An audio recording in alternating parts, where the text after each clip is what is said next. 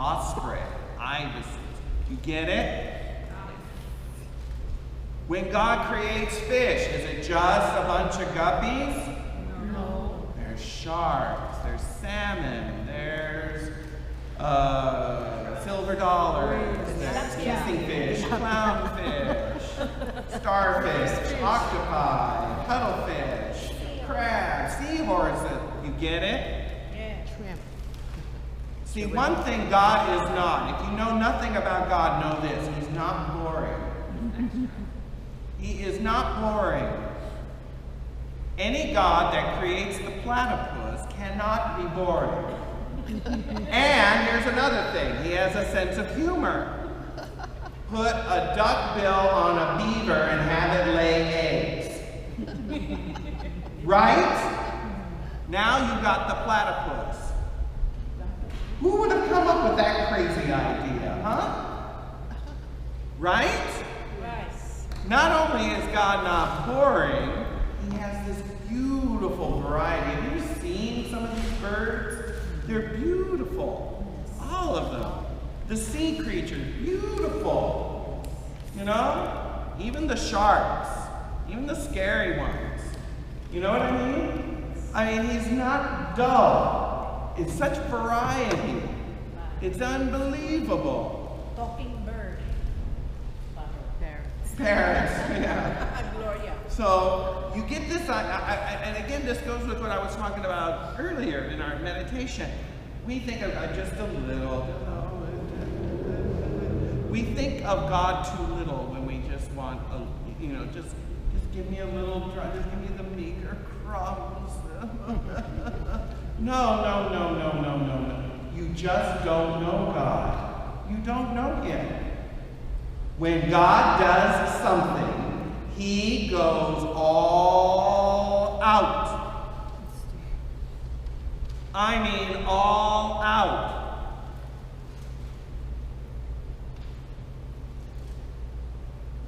I mean all out. I mean, think of all the, I've just named some of the varieties of animal life, birds and fish that are alive now. What about all the extinct species of animals?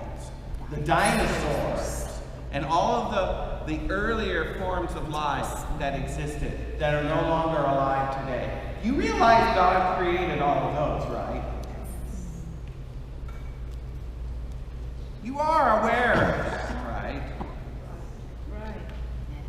Because this story of creation says nothing about how long ago all of this was. And it has no intention of explaining how long God actually took to make all this.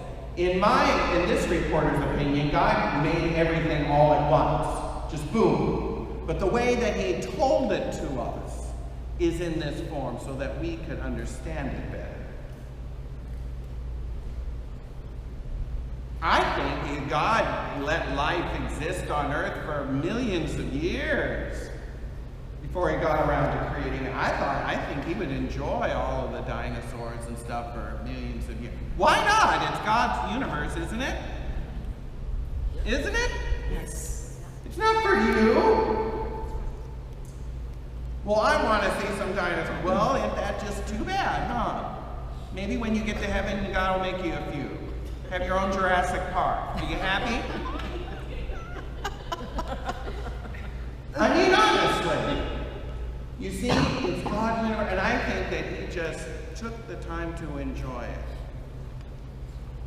He created it out of love, remember? Out of His abundance. You know? Now, forgot to put day 5. What happened day 6? Man and animals. Before that, animals. All right, here we go. Let's see. Let's start with a big old elephant. See if I can make one. Boy, that. Oh wow. Looks more like a mammoth. Oh well. And let's see. Giraffe. No comment on the giraffe. Okay, there's a giraffe. And then I'll draw something simple like a cat, maybe.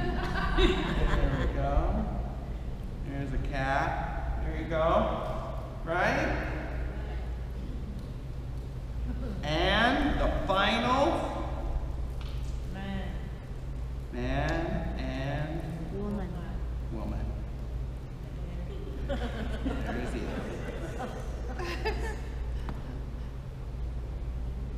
So, God created man on the 6th day. Okay? Verse 26, Genesis 1. Then God said, let us make man in our image, after our likeness, and let them have dominion over the birds, over the fish of the sea, over the birds of the air, over the cattle, over all the earth, over everything that creeps upon the earth. So God created man in his own image. In the image of God, he created him. Male and female, he created them. Be fruitful and multiply, and fill the earth and subdue it. By the way, that was his same order to all of creation. He told the fish and the birds and the animals to do the same thing. Be fruitful, multiply, and fill the earth. I have given you every plant yielding seed which is upon the face of all the earth, and every tree with the seed in its fruit, and you shall have them for food.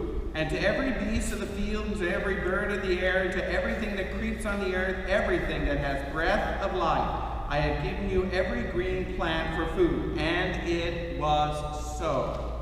And God saw everything that he had made, and behold, it was Very good. everything else up to this point has been good.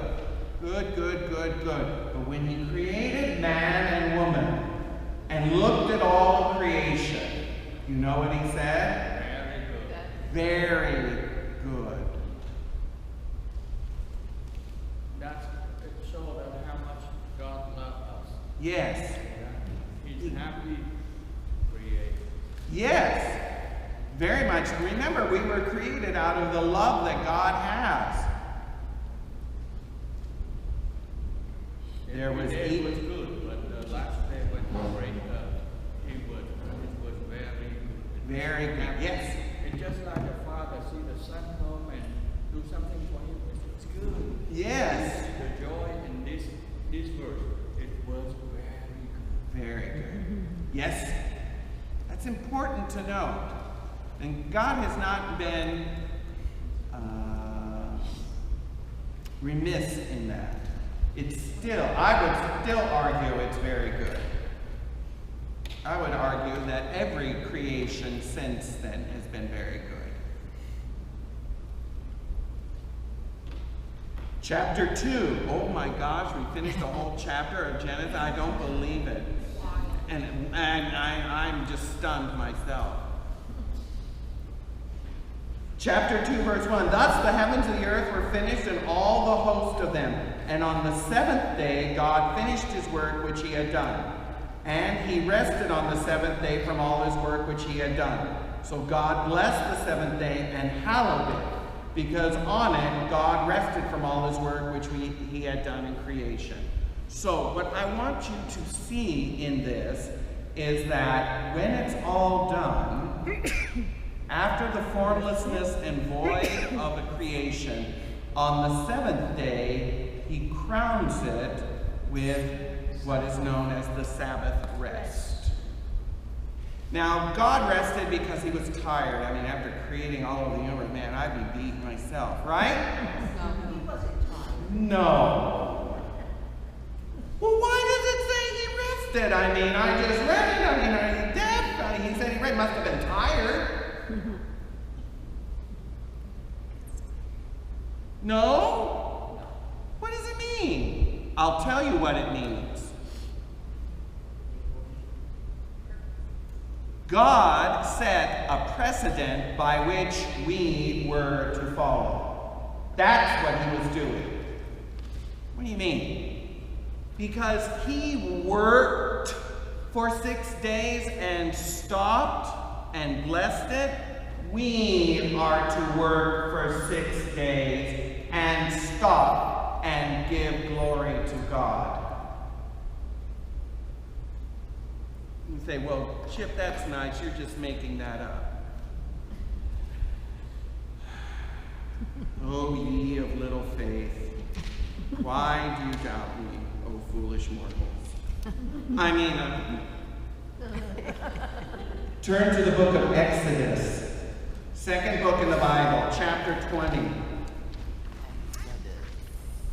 Exodus 54 if you have my Bible. Exodus chapter 20.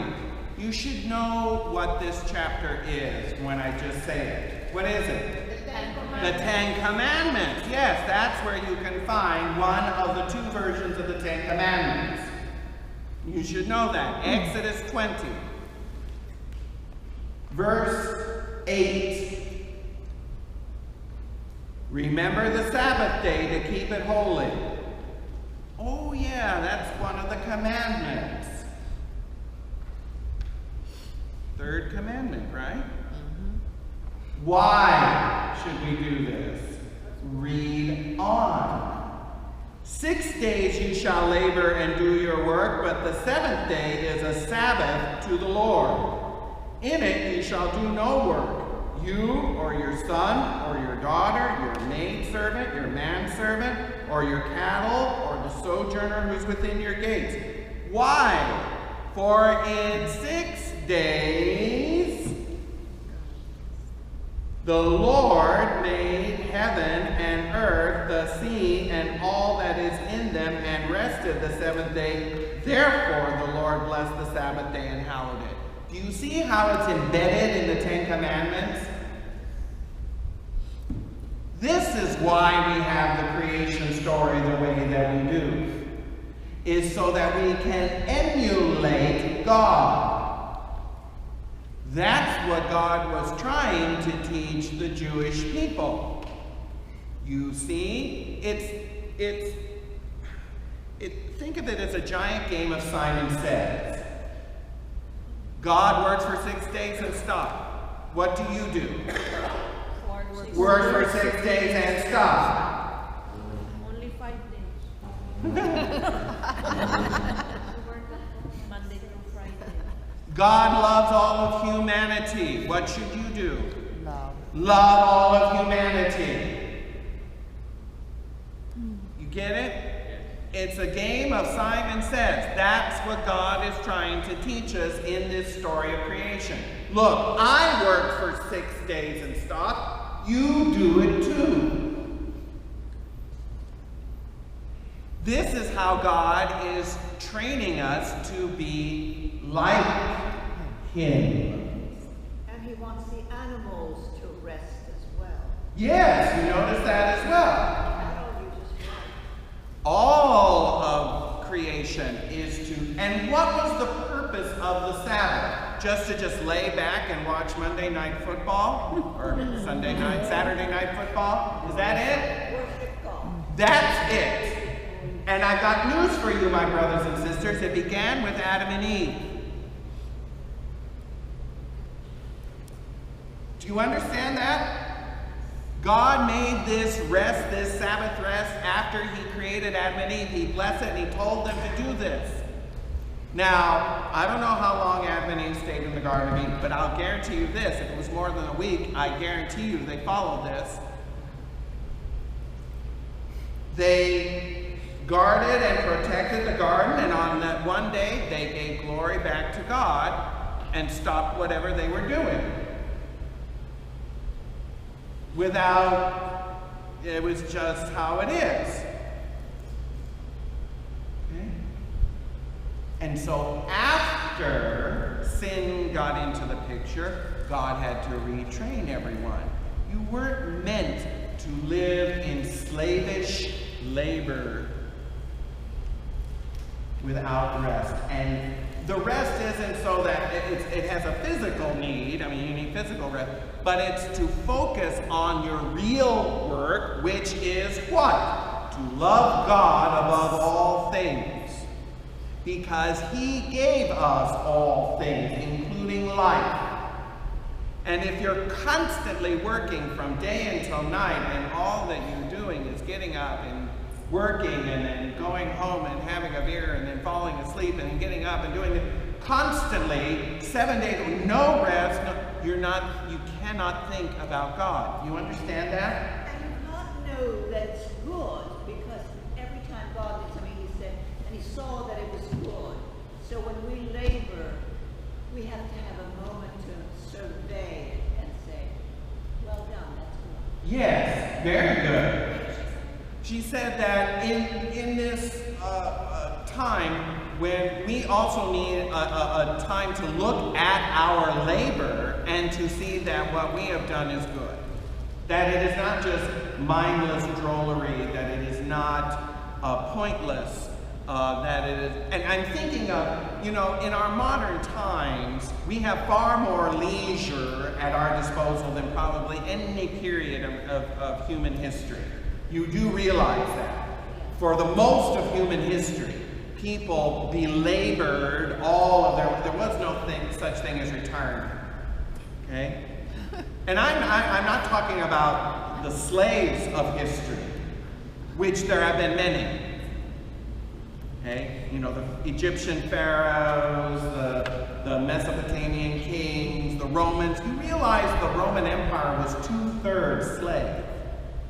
2/3 of the populace of Rome, of the Roman Empire, was slave. I didn't know that. That's 2/3, yes.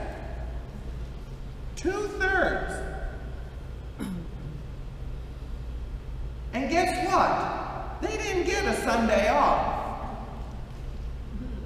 That's been the story of humankind for most of its history, for most of its people. Only a small percent, the Cleopatras and the Marie Antoinettes and King Henry VIII of the world that live off of the labors of others.